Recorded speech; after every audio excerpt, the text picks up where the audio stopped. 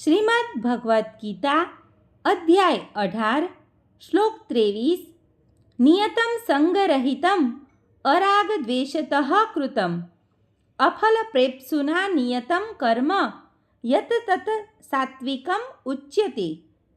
અનુવાદ: જે કર્મ નિયત થયેલું છે અને જે આસક્તિ, રાગ કે દ્વેષથી રહિત અને ફળની ઈચ્છા રાખ્યા વગર કરવામાં આવે છે તે સાત્વિક કહેવાય છે.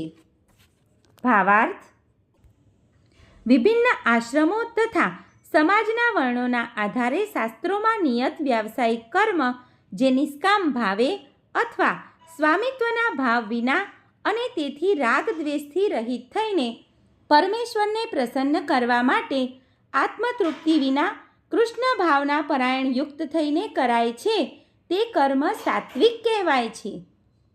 સર્વે મિત્રોને દીપ્તિ જોશીના જય શ્રી કૃષ્ણ.